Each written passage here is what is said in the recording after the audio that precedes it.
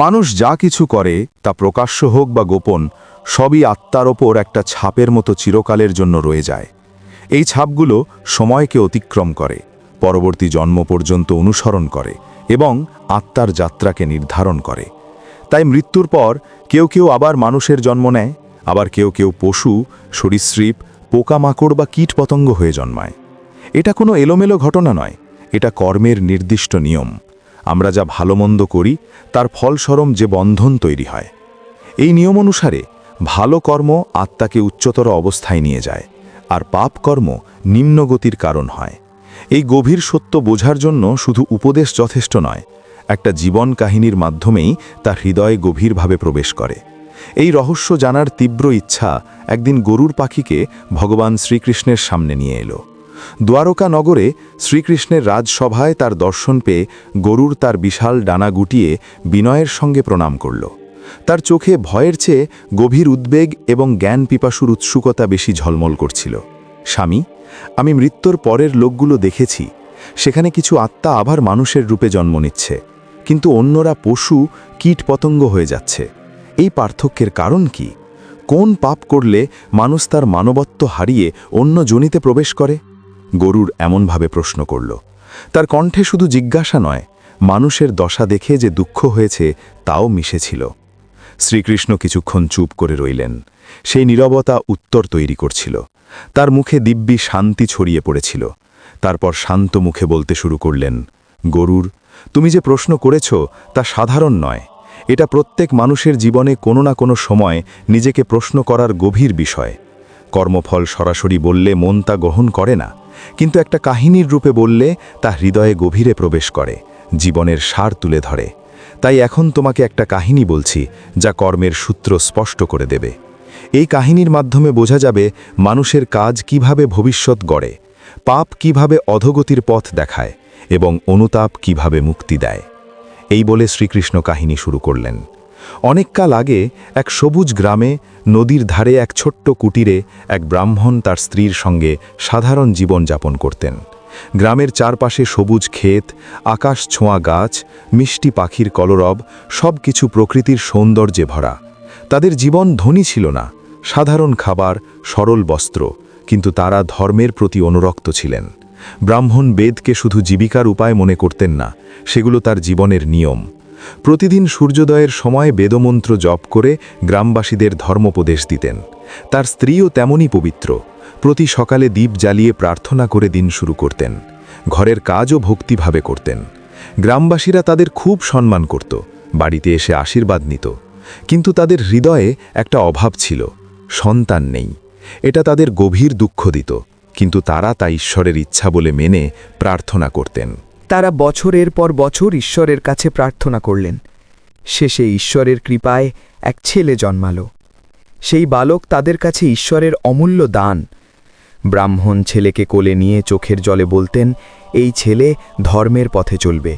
হৃদয়ে করুণা থাকলে জ্ঞান নিজে থেকে এসে মিলবে। তিনি ছেলেকে বেদের সঙ্গে জীবনের মূল্যবোধ, দয়া, সত্য, অহিংসা শেখাতেন। ক্ষুধার্ত কোনো প্রাণী দেখলে আগে তাকে খাইয়ে তারপর নিজে খেতেন। একবার ক্ষুধার্ত একটা কুকুর বাড়ির সামনে এলো। ব্রাহ্মণ নিজের খাবার তাকে দিয়ে ছেলেকে বললেন, সব জীবের মধ্যে ঈশ্বর আছেন। এসব দৃশ্য ছেলে দেখতে দেখতে বড় হলো। তার শৈশব ধর্মপরায়ণ ও আনন্দময় কাটল। খেলা, বেদ পড়া, বাবা মায়ের সেবা সব সামঞ্জস্যপূর্ণ ছিল। কিন্তু সময় বদলায়, মানুষ বদলায়। যৌবনে পা দিয়ে সেই যুবক খারাপ সঙ্গে পড়ল। প্রথমে ছোট ছোট পরিবর্তন শুরু হলো। পূজা কমে গেল, মায়ের কথা ভারী লাগতে শুরু করল, বাবার ধর্মের কথা পুরনো যুগের মনে হলো। খারাপ বন্ধুরা তাকে বলল, জীবন একবারই আসে, মনের মতো বাঁচতে হবে। ধর্ম কি? সুখ চাইলে টাকা, ভোগ দরকার। সে বাবা মায়ের কথা ফেলে দিয়ে মদ, মাংসাহারের অভ্যাসে আসক্ত হয়ে পড়ল। উপার্জন না করে বাবার সঞ্চয় সব ভোগে নষ্ট করল। রাতে বন্ধুদের সঙ্গে মদ্যপান, জুয়া, অনৈতিক কাজ এসব তার জীবন বদলে দিল। এতে ঘর ধীরে ধীরে দারিদ্র্যে পড়ল। ঘরে শান্তি চলে গেল, ঝগড়া বাড়ল। একদিন আরও পাকা চাইলে ব্রাহ্মণ চোখের জলে বললেন, বাবা, টাকা উপার্জন করে ধর্মমতো বাঁচো। এভাবে ভোগে ডুবে গেলে জীবন নষ্ট হবে। বাবা মায়ের সেবা করো না, অন্য প্রাণীকে কষ্ট দিও না। এই কথায় যুবকের অহংকার আর রাগ উথলে উঠল। সে বাবা মাকে অপমানজনক কথা বলে, তোমরা আমার জীবন নষ্ট করছো, বাইরে যাও বলে ঘর থেকে বের করে দিল। সেই রাতে বৃদ্ধ দম্পতি কিছু না বলে চোখের জলে জঙ্গলের দিকে চলে গেলেন। সেখানে এক আশ্রমে আশ্রয় নিয়ে বাকি জীবন প্রার্থনায় কাটালেন। তাদের হৃদয় ভেঙে গেলেও ঈশ্বরের উপর বিশ্বাস তাদের শক্তি দিল। এখানে গরুর সহ্য করতে না পেরে বলল, স্বামী, বাবা মাকে এত অপমান করা সেই যুবকের কি শাস্তি হল? তার কর্মফল কি? তার পাপ কিভাবে তাকে প্রভাবিত করল? শ্রীকৃষ্ণ শান্তভাবে বললেন, গরুর, বাবা মাকে অপমান করা করুণাহীন স্বার্থপর জীবন, জিভের সুখের জন্য অন্য প্রাণীকে কষ্ট দেওয়া, এসব মানুষকে উচ্চ মানব যোনি থেকে তামসিক পশুযোনিতে টেনে নামায়। সেই যুবকের আত্মা অনেক জন্মে ভয়, ক্ষুধা, অপমানের মতো কষ্ট ভোগ করেছে। প্রথমে কুকুর হয়ে রাস্তায় ক্ষুধার্ত ঘুরেছে, কেউ মারলে ভয়ে পালিয়েছে। তারপর সাপ হয়ে ভয়ে লুকিয়ে থেকেছে, কেউ মারার ভয়ে অপমানিত জীবন কাটিয়েছে। আর এক জন্মে পিঁপড়ে হয়ে পদদলিত হয়েছে, কেউ পা দিয়ে মারালে অপমান ও যন্ত্রণা ভোগ করেছে। এসব অভিজ্ঞতা থেকে সে বুঝেছে, অন্যকে যে কষ্ট দিয়েছে তা ফিরে নিজের কাছেই আসে। এটাই কর্মের অবিনাশী নিয়ম, অর্থাৎ যা বপন করা হয় তাই ফসল হয়। গরুর আরও আগ্রহ নিয়ে বলল, কিন্তু স্বামী, তার মুক্তি হয়েছে কি? সেই পাপ থেকে কিভাবে বেরিয়েছে? পাপ কি চিরকালীন, নাকি পরিবর্তন সম্ভব? কৃষ্ণ মৃদু হেসে বললেন, হ্যাঁ গরুর, শেষ জন্মে মৃত্যুর কাছাকাছি সময়ে সে তার কাজের ওপর গভীর অনুতাপ করল। বাবা মায়ের ভালোবাসা, নিজের ভুল সব মনে করে হৃদয় থেকে ক্ষমা চাইল।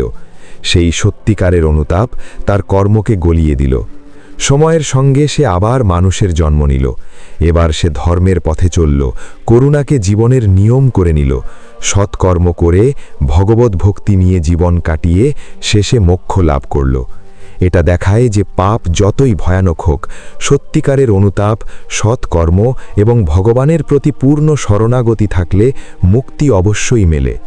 শ্রীকৃষ্ণ কাহিনী শেষ করে বললেন, গরুর, যত পাপই করা হোক, সত্যিকারের অনুতাপ, সৎকর্ম এবং ভগবানের প্রতি পূর্ণ শরণাগতি থাকলে মুক্তি অবশ্যই লাভ হয়।